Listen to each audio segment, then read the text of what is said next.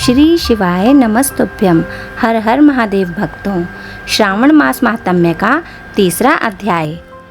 कोटिलिंग महात्म्य। भगवान शंकर बोले, हे सनत कुमार, कोटिलिंग का महात्म्य तथा पुण्य का विधान बताना या वर्णन करना बहुत कठिन है।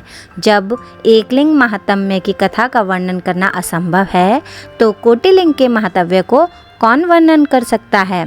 यदि मनुष्य में कोटिलिंग निर्माण करने की शक्ति न हो तो उसे 1000 लिंगों का निर्माण करना चाहिए।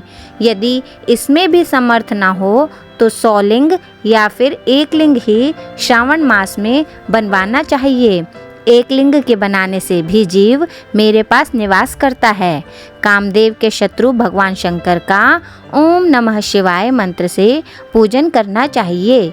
घर में यज्ञ करके उद्यापन करना चाहिए। हवन करने के बाद ब्राह्मणों को भोजन कराना चाहिए। इस व्रत को करने से असमय में मृत्यु का भय समाप्त हो जाता है। इस मास का व्रत बांझपन का हरण करके संपूर्ण आपत्तियों को दूर करता है। रोग, शोक, संताप मिटाता है। जो प्राणी पंचामृत से श्रावण मास में मेरा अभिषेक करता है, वह इस शरीर को छोड़कर कैलाश में 1 कल्प तक मेरे पास निवास करता है। वह प्राणी पंचामृत पीने वाला, गौ तथा धन आदि से युक्त, अत्यंत मधुर भाषी त्रिपुरासुर हंता भगवान शंकर का प्यारा बन जाता है। जो मनुष्य श्रावण मास में हविष्यान्न भोजन करता है, वह चावल आदि संपूर्ण धान्यों की अक्षय निधि से युक्त हो जाता है। जो मनुष्य श्रावण मास में पत्तल पर भोजन करता है, उसे भोजन के लिए सोने के बर्तन प्राप्त होते हैं। जो मनुष्य श्रावण मास में जमीन पर सोता है, वह कैलाश पर निवास करता है। जो मनुष्य श्रावण मास में एक दिन भी ब्रह्म मुहूर्त में स्नान करता है, उसे पूरे महीने तक नहाने का फल मिलता है। इस माह में जो मनुष्य जितेंद्रिय होता है, उसे इंद्रिय जन्य बल की प्राप्ति होती है। इस महीने में स्फटिक मणि, पाषाण, मिट्टी तथा मरमकत मणि से निर्मित शिवलिंग या स्वयं उत्पन्न या बनाए हुए या पिसान निर्मित अथवा पीतल या चंदन मक्खन निर्मित शिवलिंग में एक बार अर्चन करने से 100 ब्रह्म हत्या का पाप मिट जाता है। सूर्य ग्रहण, चंद्र ग्रहण या अन्य किसी सिद्ध क्षेत्र में लक्ष्य जप करने से जो सिद्धि प्राप्त होती है, वह सिद्धि श्रावण मास में केवल एक बार जप करने से मिल सकती है। किसी दूसरे समय में किए गए नमस्कार तथा प्रदक्षिणा से जो 1000 बार में फल मिलता है, वह फल श्रावण महीने में एक बार नमस्कार या प्रदक्षिणा करने से मिल जाता है। यह श्रावण मास मुझे अत्यधिक प्यारा है। इस महीने में वेद पारायण करने पर सब वेद मंत्रों की अच्छी तरह सिद्धि हो जाती है। इस महीने का एक दिन भी बिना श्री सूक्त पाठ किए न बिताएं। जो इसको अर्थवाद मात्र कहता है, वह मनुष्य नरक को प्राप्त होता है। मनुष्य को समिधा, चरु, तिल और घी से ब्रह्मयज्ञ करना चाहिए।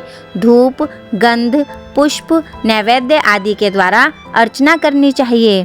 भगवान शंकर के रूपों का यथोचित ध्यान कर शक्ति द्वारा कोटि होम, लक्ष होम और आयुध होम करना चाहिए। तिलों का व्याहुति मंत्रों द्वारा हवन करना चाहिए। इसी को गृह यज्ञ का नाम दिया गया है। हे सनत कुमार, अब मैं तुम्हें रविवार व्रत की कथा, महात्म्य, विधि तथा पारायण की विधि बताता हूँ। उसे ध्यानपूर्वक सुनो। प्रतिष्ठानपुर में एक गरीब ब्राह्मण रहता था। उसका नाम सुकर्मा था। वह भिक्षा मांगकर गुजारा करता था। एक दिन वह एक गृहस्थ के घर में भिक्षा हेतु गया। वहाँ स्त्रियां रविवार का व्रत कर रही थी। उस ब्राह्मण भिक्षुक को देखकर उन स्त्रियों ने अर्चना सामग्री को ढक दिया। उधर ब्राह्मण के मन में अर्चन विधि जानने की इच्छा जागृत हुई। वह बोला, हे साध्वी महिलाओं, आप सबने इस व्रत की सामग्री को क्यों ढक दिया है? आप दयालु हैं, कृपा कर मुझे इस व्रत को करने की विधि बताएं। मैं अपनी दरिद्रावस्था से दुखी हूँ। यह उत्तम व्रत श्रवण कर मैं भी इस व्रत को करना चाहता हूँ। इस व्रत के विधान तथा फल को मुझे भी बताइए। स्त्रियों ने कहा, हे ब्राह्मण देवता, यदि व्रत में उन्माद या प्रमाद अथवा विस्मरण, भक्तिहीनता या अनास्था करोगे तो यह व्रत निष्फल हो जाएगा। अतः इस व्रत को तुम्हें हम कैसे बता दें? ब्राह्मण बोला, मैं ऐसा नहीं करूँगा। उसकी ऐसी बात सुनकर उन महिलाओं में से एक प्रौढ़ महिला ने ब्राह्मण को उस व्रत की विधि बता दी। उसने बताया, श्रावण मास के शुक्ल पक्ष के पहले रविवार को मौन व्रत धारण कर प्रातः उठें। शीतल जल से स्नान कर पान के पत्ते पर 12 परिधि वाला मंडल लिखना चाहिए। उसे लाल चंदन से सूर्य नारायण के तुल्य गोलाकार लिखना चाहिए। उस मंडल में संज्ञा नाम वाली स्त्री सहित सूर्य का लाल चंदन से पूजन करना चाहिए। घुटने जोड़कर जमीन पर बैठकर सूर्य के 12 मंडलों पर अलग अलग लाल चंदन से युक्त लावा तथा जपा पुष्प से युक्त अर्घ को श्रद्धा भक्ति से सूर्य नारायण को दे। अर्घ को रताक्षत, जपा पुष्प और उपचारों द्वारा युक्त करें। नारिकेल बीज और खांड से युक्त सूर्य के मंत्रों को कहकर नैवेद्य दें। सूर्य का 12 मंत्रों द्वारा स्तवन करें। 12 बार नमस्कार करें। 12 बार प्रदक्षिणा करें और 6 सूतों को एक में मिलाकर उसमें 6 ग्रंथि लगावें। उस सूत्र को सूर्य नारायण को अर्पण कर अपने गले में पहन लें। 12 प्रकार के फल का बायना ब्राह्मण को दें। कुपात्र को इस व्रत की विधि नहीं बतानी चाहिए। हे द्विज, इस व्रत के करने से निर्धन धनवान हो जाता है, निसंतान पुत्रवान हो जाता है, कोढ़ी का कोढ़ मिट जाता है, रोगी का रोग दूर हो जाता है।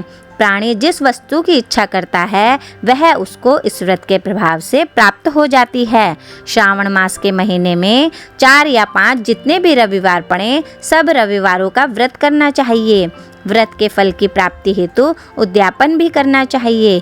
इस प्रकार रविवार का व्रत करने से कार्य सिद्धि होती है। गरीब ब्राह्मण रविवार के व्रत की विधि प्राप्त कर अपने घर को लौट गया। घर आकर उसने अपनी दोनों पुत्रियों को भी रविवार व्रत की कथा एवं विधि से अवगत कराया। उस व्रत के सुनने और अर्पण तथा दर्शन मात्र से उसकी दोनों पुत्रियां सुंदर बन गईं। उसी दिन से गरीब ब्राह्मण के घर लक्ष्मी जी निवास करने लगी। अब वह ब्राह्मण भगवान की कृपा से धन कुबेर बन गया। एक दिन वहाँ का राजा ब्राह्मण के घर के सामने से गुजर रहा था तो उसकी दृष्टि ब्राह्मण की रूपवती कन्याओं पर पड़ी। वह उनकी सुंदरता को देखकर ठगा सा रह गया। राजा ने उन कन्याओं से विवाह करने का निश्चय कर महलों को लौट गया। राजा ने अपने पुरोहितों को ब्राह्मण के यहाँ उसकी दोनों पुत्रियों से विवाह करने का संदेश लेकर भेजा। ब्राह्मण ने राजा का प्रस्ताव स्वीकार कर अपनी दोनों पुत्रियों का विवाह राजा से कर दिया। राजमहल में जाकर दोनों कन्याओं ने रविवार का व्रत किया और वे पुत्र पौत्र से युक्त हो गईं।